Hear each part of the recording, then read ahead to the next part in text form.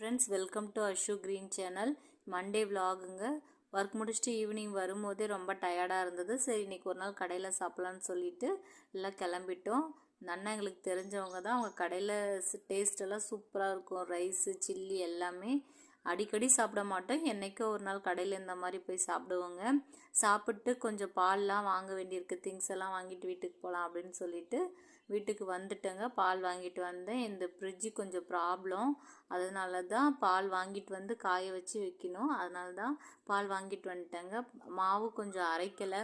பாப்பாவுக்கு வந்து ஸ்கூலுக்கு காலையில் டிஃபன் தான் கொடுக்கணும், மதியம் லஞ்சு.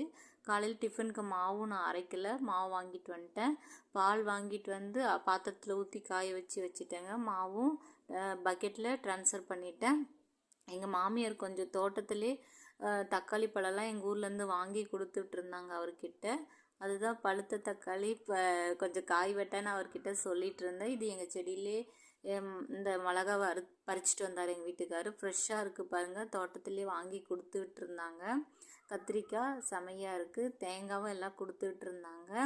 காலையில் ஒர்க்குக்கு போகிறதுக்கு கரெக்டாக இருக்குன்னு எல்லாம் எடுத்து வச்சுட்டேங்க. பால் காய வச்சுட்டு